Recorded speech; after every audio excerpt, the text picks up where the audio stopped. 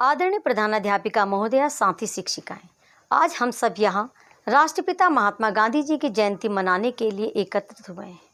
लेकिन हमारे देश में कोरोना की महामारी के कारण स्कूल कॉलेज बंद हैं, इसलिए सामाजिक दूरी का पालन किया जा रहा है। हम देशवासियों के लिए आज का दिन गर्व का मौका है, क्योंकि आज के दिन को केवल हम भारतवासी ही नहीं बल्कि पूरी दुनिया विश्व अहिंसा दिवस के रूप में मना रही है। हमारे राष्ट्रपिता और उनके अहिंसा के संदेश को पूरी दुनिया ने स्वीकारा है।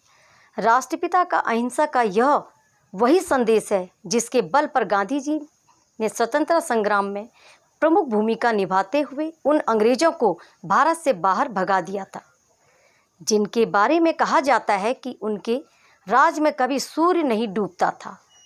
यह सब संभव हुआ उस संकल्प से जो गांधी जी ने दक्षिण अफ्रीका में तब लिया था, जब उन्हें ट्रेन से अश्वेत होने के कारण उतार दिया गया था। अंग्रेजों द्वारा किए गए इस अपमान को गांधी जी ने इतनी शिद्दत से अपने दिल पर ले लिया था कि इस घटना का बदला अंग्रेजों को देश की राजगद्दी से बाहर उतार कर लिया। यह इतना आसान भी नहीं था। महात्मा गांधी, जिनका मूल नाम मोहनदास करमचंद गांधी था, उनके पिता करमचंद गांधी जी गुजरात प्रांत की काठियावाड़ रियासत के दीवान थे, यानी प्रधानमंत्री की हैसियत रखते थे। उन्होंने मोहनदास को वकालत भी पढ़ाई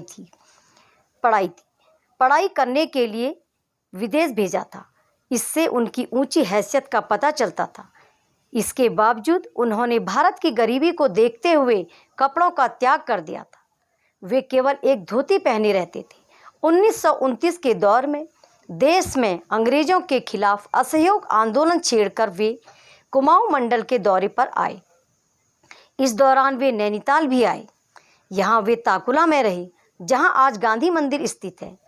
यहाँ तल्लीताल में, जहाँ आज उनकी मूर्ति है, वहाँ उन्होंने सभा की थी। उस सभा में नैनीताल की महिलाओं ने उन्हें अपने जेवर चूड़ियाँ भी भेंट कर दी थी। इस पर प्रसन्न होकर उन्होंने कहा था, मैंने कुमाऊं के लोगों की विपन्नता यानी गरीबी के बारे में सुना था, लेकिन जिस तरह उन्होंने आंदोलन के लिए दरियादिली दिखाई है, उसे मैं कभी नहीं भूल पाऊंगा। यहाँ से वे चनौदा, सोमेश्वर और कौसानी गए। चनौदा में उन्होंने गांधी आश्रम स्थापित किया और कौसानी में श्रीमद् भगवद गीता का अनुवाद करते हुए अनासक्ति योग नाम की पुस्तक लिखी। बच्चों, यह तो हुई गांधी जी की बात। क्या आपको पता है, आज देश की एक दूसरी विभूति, एक महान नेता, देश के दूसरे प्रधानमंत्री, जय जवान जय किसान का नारा देने वाले लाल बहादुर शास्त्री जी का भी जन्मदिन है। उनके दौर तक भी देश में अन्न की भारी कमी थी और पाकिस्तान के साथ युद्ध के हालत थे। ऐसे में उन्होंने जय जवान जय किसान का नारा दिया। उनका ऐसा प्रभाव था कि उन्होंने देश के लोगों से एक समय का व्रत रखकर, खाना छोड़कर अन्न बचाने का आह्वान किया। तो उनके आह्वान को अनेक लोगों ने उनकी बात मानकर उनके साथ एक समय खाना छोड़ा। आज जहाँ छोटे नौकरी पेशा और जनप्रतिनिधियों के पास भी तमाम सुख सुविधाएं होती हैं, वहीं शास्त्री जी ने अपने लिए एकमात्र गाड़ी बैंक से लोन लेकर ली थी, जिसका लोन उनकी मृत्यु के बाद उनके परिवार वालों ने चुकाया। और उन्होंने अपने विवाह में 4 गज खादी का कपड़ा तथा एक चरखा लिया,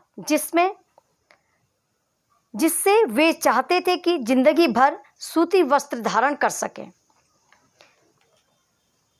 प्रधानमंत्री बनने से पूर्व वे देश के रेल मंत्री भी रहे। इस दौरान एक रेल दुर्घटना होने पर ही उन्होंने मंत्री पद से इस्तीफा दे दिया। भारत व पाकिस्तान के बीच के अब तक चले आ रहे सीमा विवाद को निपटाने के लिए वे ताशकंद गए हुए थे।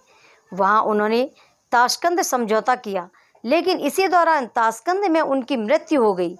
देश के ऐसे सच्चे सपूत की मृत्यु कैसे हुई, यह आज भी एक पहेली बना हुआ है।